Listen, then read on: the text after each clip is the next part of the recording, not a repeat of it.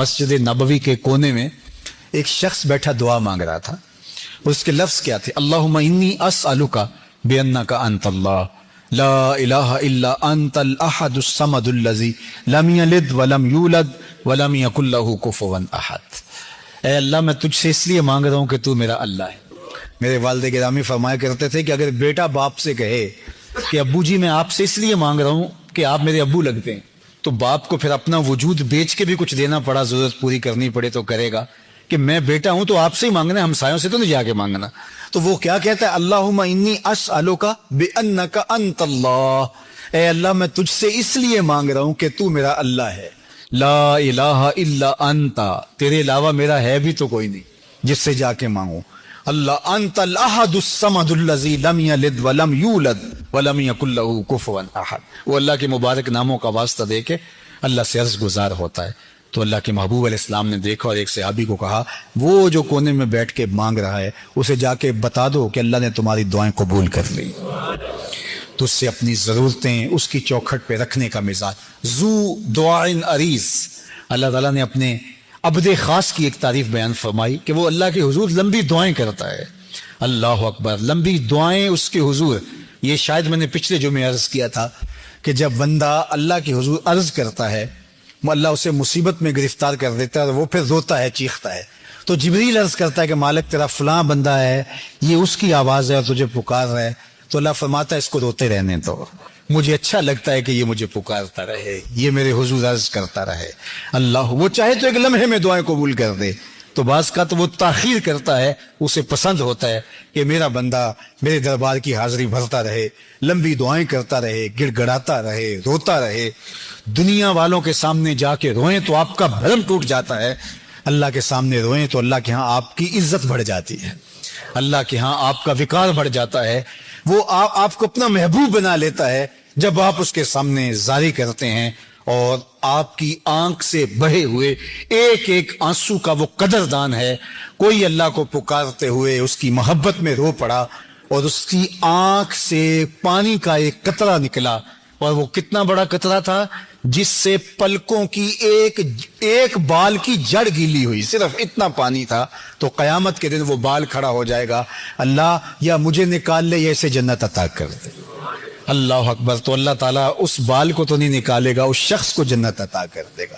تو اس کے حضور الہا و زاری کرنے کا ہمیں حکم دیا. اللہ ہمیں رات کے اندھیروں میں، دن کے اجالوں میں، تنہائیوں میں، خلوتوں اور جلوتوں میں اپنے حضور التجائیں کرنے کی توفیق عطا. حضور سے یہی پوچھا گیا ایو دعا اسمع، حضور وہ کون سی دعا ہے جو بہت زیادہ قبول ہوتی ہے؟ تو آقا کریم علیہ الصلوۃ والسلام نے ارشاد فرمایا کہ فی جوف اللیل الاخر، پچھلی رات کے درمیانے حصے میں، جو پچھلی رات کے درمیانے حصے میں دعا کی جائے وہ رد نہیں ہوتی. اور دوسرا دبر الصلوات المکتوبات، اور جو فرض نمازوں کے بعد دعا کی جائے وہ قبول ہوتی ہے. تو یہ دو دعائیں خاص طور پہ فرائض کے فوری بعد جو دعا کی جاتی ہے اور جو پچھلی رات کے درمیانی حصے میں جو دعا کی جاتی ہے اس دعا کو رد نہیں کیا جاتا.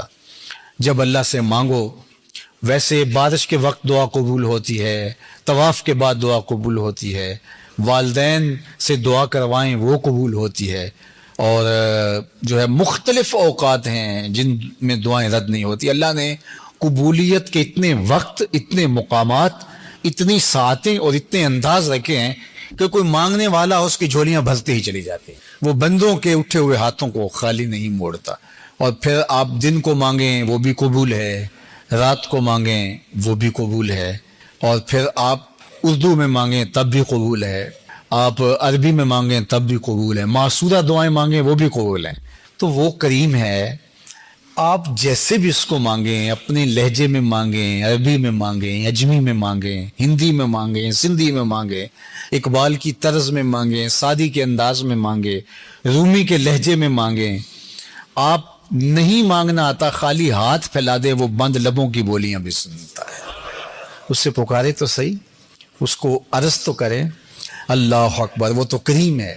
زلیخا روز یوسف مانگتی تھی رب سے اور کہتی تھی مجھے بچھڑا ہوا یوسف ملا دے. اللہ اکبر. مدتیں ہو گئی اور بت سامنے ہوتا اور بت کو پکارتی اور کہتی اے میرے صنم، اے میرے بت، مجھے یوسف ملا دے. عمر بیت گئی. اور وہ پتھر کا صنم، وہ مٹی کا مادو، وہ لکڑی کا وسن کیا اس کی فریاد سنتا. تو خیر اس کا اعتقاد تھا تو وہ اس کے سامنے ہاتھ پھیلائے مانگتی. تو ایک دن رات کا پچھلا پہر تھا اور بت کو سامنے رکھے ہوئے، یا صنم یا صنمی یا صنمی، اے میرے بت اے میرے بت مجھے یوسف ملا دے. تو رات کا پچھلا پہر ہوا، نیند کا جھٹکا آیا، زباں بل کھا گئی. یا صنمی پکارتے پکارتے کہنے لگی یا سمادی یا سمادی یا سمادی. اللہ اکبر، زبان پہ یہی چڑھ گیا، یا سمادی یا سمادی یا سمادی. آواز ہے جبریل جلدی جا، یوسف کے گھوڑے کا رخ موڑ دے، بچھڑی ہوئی کو یوسف ملا دے. مالک وہ تجھے تو نہیں پکار رہی، وہ تو بت کو پکار رہی. زباں بل کھا گئی ہے، یا سنمی کی بجائے یا سمادی. نیند کے جھٹکے کی وجہ سے بدل گیا ہے. کہا جیسے بھی ہے یہ مجھ کو پکارنے تو لگی ہے. اتنا عرصہ ہوا بت کو پکارتے، اس نے کوئی جواب نہ دیا. آج جیسے بھی اس کے لبوں پہ میرا نام تو آیا ہے، میں نے بھی جواب نہ دیا. میرے اور بت میں فرق کیا ہوا؟ کوئی پکارے تو صحیح، جھولی پھیلائے تو صحیح. تو اپنی حاجتیں اس کی دہلیز پہ رکھیں، اپنی ضرورتیں اس کی دہلیز پہ رکھیں. ہمارے کتنے سوال ہیں، کتنی آرزویں ہیں، کتنے دل میں پیدا ہونے والی تمنائیں ہیں. اگر دنیا کے سامنے رکھیں، دنیا مذاق اڑائے ہمارا، لیکن مالک کے سامنے ساری ضرورتیں سجدے میں رکھ کر کے عرض کرتے ہیں، وہ ہمارا مذاق نہیں اڑاتا بلکہ ہماری ضرورتوں کی کفالت کرتا ہے. جب بندہ اللہ کا ذکر کرے، اللہ کی یاد کرے، اللہ کا نام لے، تسبیح پڑھے، تحلیل کرے، تکبیر کرے اور دیگر کلمات خیر کہے، قرآن مجید کی تلاوت کرے اور نمازیں پڑھے، یا جتنے بھی اعمال خیر ہیں جو ذکر کے زمرے میں آتے ہیں، جب وہ اللہ کا ذکر کرے تو اس کے دل میں ایک فرحت اور ایک خوشی محسوس ہو. یعنی طبیعت میں گھٹن نہ ہو، طبیعت کے اندر بست کی کیفیت و قبض کی نہ ہو. تو یہ سمجھ لو کہ اس کا اللہ اس کے ماضی کے عمل قبول کر چکا ہے، اور اس کو اس لیے ذکر سے وحشت نہیں ہے.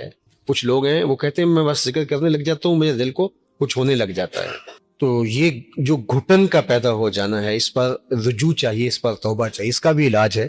اگر کوئی ایسا شخص ہے کہ جب وہ کہتے ہیں کہ میں بڑے شوق سے قرآن مجید کھولتا ہوں تو بس بڑا مشکل ہو جاتا ہے میرے لیے، تسبیح پکڑتا ہوں تو مشکل ہو جاتا ہے. کئی لوگوں کو سارے کام ہی اس وقت یاد آ جاتے ہیں، یا میں ابھی بیٹھا ہوں تو فوری دستک ہو جاتی ہے، کوئی آ جاتا ہے. تو اس کے لیے حالات پیدا نہیں ہوتے، اور اگر وہ کچھ پڑھے بھی تو اس کے لیے فرحت کی کیفیت پیدا نہیں ہوتی. تو اس کا حل یہ ہے کہ لا حول ولا قوت الا باللہ، اس کو بار بار پڑھے، کیونکہ یہ پڑھنے سے جو ہے وہ اللہ تعالیٰ اس کو حفاظتوں کا حصار عطا کرے گا اور بیماریاں دور کرے گا. یہ روحانی بیماری ہے، لیکن اگر نیکی کرنے سے فرحت ملتی ہے اور خوشی نصیب ہوتی ہے تو یہ اس بات کی دلیل ہے کہ اللہ جل شانہ نے اس کے لیے آسانیوں کے راستے کشادہ کر دیے ہیں، اور فرمایا کہ الا بذکر اللہ تطمئن القلوب، کہ اللہ کا ذکر جو ہے دلوں کو طمانینت، سکون بخشتا ہے. تو یہ تو طے شدہ حقیقت ہے، امر واقعہ ہے کہ ذکر الہی فرحت قلب کا سبب ہے. اور اگر فرحت نہیں ہے تو پھر مسئلہ ہے. یعنی آپ میٹھی چیز اگر زبان پہ رکھیں گے تو اس کی حلاوت محسوس ہوگی، اس کی مٹھاس سے آپ ایک خوشگوار فرحت محسوس کریں گے، لذت کام و دہن کی تسکین کا سامان بنے گی وہ چیز. لیکن اگر آپ کوئی میٹھی چیز اپنے منہ پہ رکھتے ہیں تو آپ کو کچھ بھی محسوس نہیں ہوتا، الٹا آپ کو تلخی ہونے لگ جاتی ہے. تو پھر اس کا مطلب ہے کہ آپ کو کوئی مسئلہ ہے، صفرا کی کوئی تہ چڑھ گئی ہے زبان کے اوپر، اور وہ اتنی دبیز ہے کہ وہ قوت ذائقہ کو روک رہی ہے. تو اللہ کا ذکر کرنے سے حلاوت نہیں ملتی، طمانینت اس کا لازمہ ہے، اور اگر نصیب نہیں ہوتی تو پھر اس کا مطلب سیدھا سیدھا یہ ہے کہ کوئی پردہ چڑھ گیا ہے دل کے اوپر. تو اس کے مداوے کی صورت کرنی چاہیے، توبہ کرنی چاہیے، لا حول ولا قوت الا باللہ العلی العظیم پڑھنی چاہیے. اپنی امت کو وصیحت کرتے ہوئے فرمایا سددو، کہ تم میانہ روی اختیار کرو، تم اعتدال کی راہوں پہ گامزن رہو. فرمایا کہ یسرو ولا تعسرو، بشرو ولا تنفرو. 4 چیزیں ارشاد فرمایا. کہا لوگوں کے لیے آسانیاں پیدا کرو، مشکلیں پیدا نہ کرو، لوگوں کو خوشخبری دو، لوگوں کو نفرت نہ دلاؤ. حضرت ابو مسعود انصاری رضی اللہ تعالیٰ عنہ فرماتے ہیں کہ مدینہ المنورہ میں ایک امام صاحب تھے جو بہت لمبی قرات کرتے تھے. تو ایک صحابی حضور کی خدمت میں ان کی شکایت لے کر آئے. اور کہا کہ حضور ہمارا امام بہت لمبی قرات کرتا ہے اور اگر یہ سلسلہ یوں جاری رہتا ہے تو میں جماعت سے نماز نہیں پڑھ پاؤں۔ تو آقا کریم علیہ الصلوۃ والسلام شدید غصے میں آئے، بلکہ حضرت ابو مسعود انصاری رضی اللہ تعالیٰ عنہ فرماتے ہیں کہ واعظ کے باب میں نے زندگی میں حضور کے چہرے پہ اس طرح غصہ کبھی نہیں دیکھا۔ تو آقا کریم علیہ الصلوۃ والسلام نے فرمایا انکم منفرون، تم لوگوں کو جو ہے وہ متنفر کر رہے ہو۔ حالانکہ نماز کے اندر لمبی قرات کی جا سکتی، لیکن جب بچے ہوں، بوڑھے ہوں، بیمار ہوں صفوں میں، تو اس وقت لمبی قرات نہ کی جائے، چونکہ ان کو اذیت ہوگی، ان کو تکلیف ہوگی، ان کے لیے کھڑا رہنا مشکل۔ اس طرح رش ہو، لمبی کثرت کے ساتھ لوگ ہوں، تو اس میں امکان زیادہ ہوتا ہے کہ اس میں ضعیف اور کمزور بھی۔ آپ یہاں عید کی نماز پڑھانے کھڑے ہوئے ہیں، جمعہ کی نماز پڑھانے کھڑے ہوئے، اے سی چل رہے ہیں، گرم موسم ہے، صرف ہال میں لوگ موجود، تو ٹھیک ہے آپ لمبی قرات کر لیجئے اگر سارے نوجوان ہیں۔ لیکن اگر باہر لوگ دھوپ میں بھی کھڑے ہوئے ہیں، رش اتنا ہو گیا ہے، تو آپ جو معمول کی قرات کرتے ہیں اس سے بھی مختصر کیجیے۔ آپ یہ نہ سوچئے کہ میں یہاں کھڑا ہوں اور میں تو 15 منٹ کی نماز میں بھی، لیکن وہ جو دھوپ میں صفیں بچھائے کھڑے ہیں اور گرمیوں کی دھوپ ہے تو وہ ان کا خیال کیجیے۔ اللہ کے محبوب علیہ السلام نماز میں قرات اعتدال کے ساتھ ہی فرماتے، لیکن کبھی ایسا ہوتا کہ خواتین جب آتی تو ان کے ساتھ بچے بھی ہوتے، تو وہ پیچھے بٹھا کر کے بچوں کو، تو صفوں میں نماز کے لیے جب کھڑی ہوتی تو کوئی بچہ رونے لگتا تو ماں کا دل اس کی طرف مائل ہونے لگتا، تو آقا کریم قرات مختصر فرما دے کہ ماں کے دل میں بچے کا خیال آ رہا ہے اور اس کو بچے کی بے چینی ہو رہی۔ تو یہ ہمارا دین ہے۔ ہم کہتے ہیں نہیں آپ جو مرضی کریں، ہم تو ایسے کریں گے، تو یہ لوگوں کو متنفر کرنے والی بات ہے، لوگوں کو دور کرنے والی بات ہے۔ جس شخص نے ایمان کی دولت حاصل کر لی تو چاہے دنیا کی کوئی اور چیز اس کو نہیں بھی ملی تو وہ فلاح پانے والا ہے۔ اور چیزیں دنیا کی اگر اس کو میسر آ جاتی ہیں تو وہ سونے پر سہاگے کا کام ہے، لیکن فرض کرو اس کو اور کچھ بھی نہیں ملتا، صرف ایمان، تو نفس ایمان فلاح کی ضمانت ہے۔ اسود الرائی، رائی عربی میں کہتے ہیں چرواہے کو، اسود کہتے ہیں کالے رنگ کو۔ کالے رنگ کا ایک چرواہا تھا، اسود نام سے، نام بھی اسود پڑ گیا تھا۔ کالے رنگ کے لوگوں کو لوگ کالو کہہ دیتے ہیں ہمارے ہاں، تو اس طرح عربی کے اندر بھی اسود کو کہتے ہی اسود تھے۔ تو پھر جو آزاد لوگ ہوتے ہیں ان کے تو نام ہوتے ہیں، تو غلاموں کے تو پھر لوگوں کی مرضی سے نام ہوں گے نا، جو لوگ ڈال دیں، تو اس کا نام بھی اسود پڑ گیا اور تھا بھی کالے رنگ کا۔ تو حضور علیہ الصلوۃ والسلام ایک غزوے پہ تشریف لے گئے تھے اور یہ اپنی بکریاں لے کے گزرا اور اس کی نظر حضور کے چہرے پر پڑی۔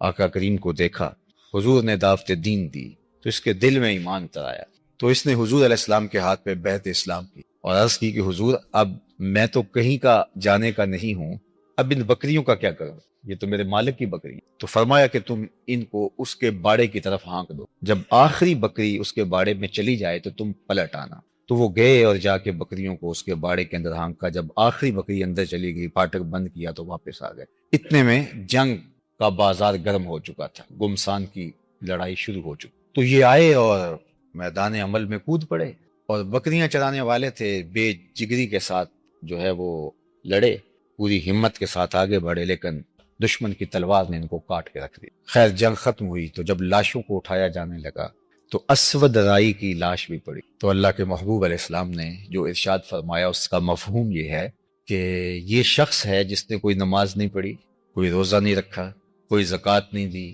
کوئی حج نہیں کیا، یہ آیا اور سیدھا جنت کا دروازہ کھلا تھا اندر چلا گیا۔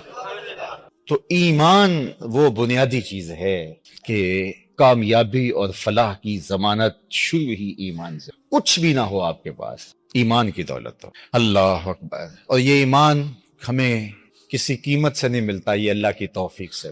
بڑے بڑے سمجھدار لوگ، ابو جہل کو ابو الحکم کہتے، دانائیوں کا سر چشمہ، پرے پنچایت کا آدمی تھا، بالوں کی کھال ادھیڑ لیتا تھا، معاملہ فہم تھا، باتوں کی تہ تک پہنچنے کا فن جانتا تھا، لیکن نہیں پہنچ سکا۔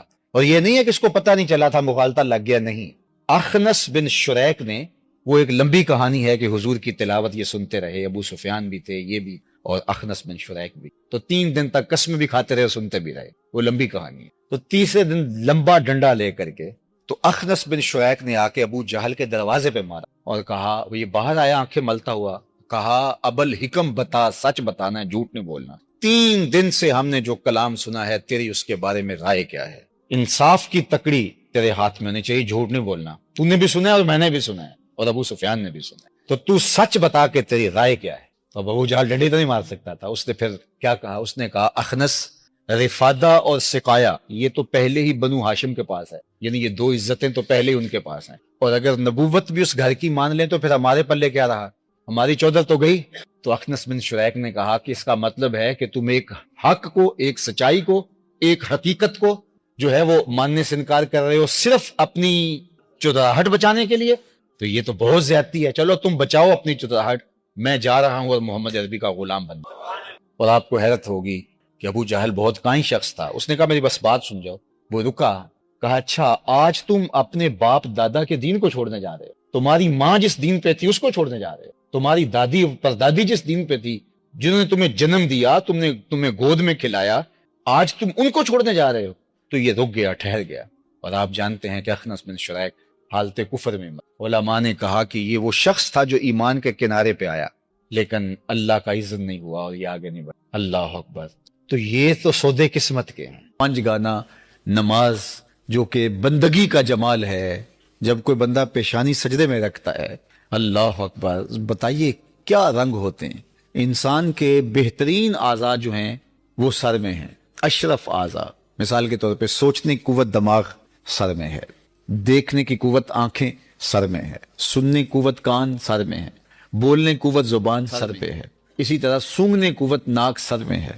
تو بہترین اعضاء انسان کے جو ہے وہ سر میں ہے، اور سر مالک کے در پہ. پیشانی بھی رگڑ رہا ہے اور ماتھا اور ناک بھی رگڑ رہا ہے، اور زبان سے کیا کہہ رہا ہے؟ سبحان ربی الاعلی. اے اللہ تو سب سے اعلیٰ ہے، تیری پاکی ہے تو سب سے اعلیٰ ہے. اپنا عمل کیا ہے کہ اپنے اشرف اعضاء کو خاک پہ رکھ کے، زمین پہ رکھ کے، فرش پہ رکھ کے، ناک اور ماتھا رگڑ کے اپنی عجز، اپنی عاجزی کا، اپنے عجز کا اظہار کر رہا ہے کہ میرے سے جو ہے اس سے بڑھ کر اور کیا ہو کہ میں نے اپنی پیشانی دہلیز پہ رکھ دی. تو اپنے عجز کا اظہار کیا ہے کہ اس کائنات میں میرے سے نیچا کوئی نہیں، اور زبان سے کہا سبحان ربی الاعلی، مالک تیرے سے اونچا کوئی نہیں، تو سب سے اعلیٰ ہے. اور جب عمل اس کا یہ ہے اور قول یہ ہے کہ عملاً بتا رہا ہے کہ میں جو ہے وہ عاجز ترین ہوں، اور پھر اللہ کی الوہیت کا اقرار کرتا ہے اور اس کی الوہیت کا اقرار کرتا ہے، تو بتائیے اس کی کتنی رحمتیں بندے پر اترتی ہیں. بلکہ روایت میں آتا ہے کہ اگر بندے کو یہ پتہ چل جائے کہ سجدے میں کس قدر اس کے اوپر رحمتیں اترتی ہیں تو وہ سر ہی نہ اٹھائے، اگر اس کو یہ پتہ چلے کہ رحمتیں کتنی اتر رہی ہیں. اور ایک روایت میں آتا ہے کہ جب بندہ نماز کے لیے وضو کر کے مسجد میں آ کے کھڑے ہونے لگتا ہے تو فرشتے عرض کرتے ہیں کہ مالک یہ بندہ تیرے حضور سجدہ ریز ہونے جا رہا ہے. تو فرمایا جاتا ہے کہ یہ میرے حضور جا رہا ہے نا، تو جس طرح اس نے وضو کر کے اپنے بدن کو پاک کیا ہے، کپڑے بھی صاف پہن کے آیا ہے، تو اب میرے حضور کھڑا ہونے لگا ہے، چلو اس کے گناہ بھی اتار لو، تاکہ یہ ایک سائڈ پہ رکھ دو گناہ، اور تاکہ یہ گناہوں کے بغیر نماز پڑھ لے. تو وہ سجدہ کرتا ہے، نماز پڑھتا ہے، اور پھر جب نماز پڑھ کے واپس جانے لگتا ہے تو فرشتے اذن طلب کرتے ہیں، مالک اب اس نے نماز پڑھ لی ہے، فارغ ہو گیا، اب وہ جو گناہ اس کے بدن سے اتار کے ایک طرف رکھے تھے کہ یہ یکسو ہو کے رب کو سجدہ کر لے، تو دوبارہ اس کے جسم کے ساتھ وہ جوڑ دے. تو فرمایا جاتا ہے اترے ہیں تو اترے ہی رہنے دو. اللہ اکبر. حضرت عثمان رضی اللہ تعالی عنہ فرماتے ہیں، یہ عثمان غنی نہیں ہے، اور سے ابھی عثمان نام کے، یہ کہتے ہیں کہ میں حضرت سلمان فارسی کے ساتھ کسی سفر میں تھا، تو راستے میں ایک درخت آیا جس کی شاخوں کے پتے زرد ہو چکے تھے خزاں کی وجہ سے. تو آج کل تو موسم بہار اتر رہا ہے اور درخت جو ہیں وہ خلط برگ و بار سے مالا مال ہو رہے ہیں، شگوفے پھوٹ رہے ہیں، کونپلیں نکل رہی ہیں. لیکن جب خزاں کا موسم آتا ہے تو درختوں کے پتے زرد ہو کے پھر معمولی ہوا سے بھی جھڑنے لگتے. تو خزاں کا موسم تھا اور درخت کے پتے زرد ہوئے تھے، تو حضرت سلمان فارسی آگے بڑھے اور ٹہنی کو پکڑ کے یوں جھٹکا دیا، تو جتنے بھی پتے تھے وہ گر گئے اور شاخ خالی ہو گئی. حضرت عثمان کہتے ہیں کہ میں حضرت سلمان فارسی کے اس عمل کو دیکھا لیکن کوئی بات نہیں کی. تو انہوں نے خود ہی مجھے کہا کہ اے عثمان، تو نے مجھے پوچھا نہیں کہ میں نے ایسا کیوں کیا ہے. تو میں نے کہا بتا دیجیے آپ نے ایسا کیوں کیا ہے. تو کہا ایک دن میں حضور علیہ السلام کے ساتھ سفر میں تھا. حضرت سلمان فارسی کہتے ہیں کہ ایک دن میں حضور علیہ السلام کے ساتھ سفر میں تھا، راستے میں ایسا ہی ایک درخت آیا جس کے پتے درد خزاں سے زرد ہو چکے تھے. تو آقا کریم نے شاخ کو پکڑا اور جھٹکا دیا اور سارے پتے گر گئے، اور میں بھی اس منظر کو دیکھ کے محظوظ ہوتا رہا اور میں نے بھی کچھ نہیں کہا تو حضور علیہ السلام نے مجھ سے مخاطب ہو کے کہا سلمان تو نے پوچھا نہیں کہ میں نے ایسا کیوں کیا؟ تو میں نے بھی کہا جی حضور آپ بتا دیجیے آپ نے ایسا کیوں کیا؟ تو حضور علیہ السلام نے فرمایا کہ سلمان جس طرح میں نے اس شاخ کو پکڑ کے جھٹکا دیا ہے اور اس کے اوپر کوئی پتا باقی نہیں رہا، اس طرح بندہ جب نماز کے لیے کھڑا ہوتا ہے اس کے بدن پہ کوئی گناہ باقی نہیں رہے۔ تو خوش نصیب وہ لوگ ہیں کہ جو 5 گانا نماز شعار زندگی رکھتے، اور کتنے بدبخت لوگ ہیں کہ جنہیں اللہ کے حضور سجدے کی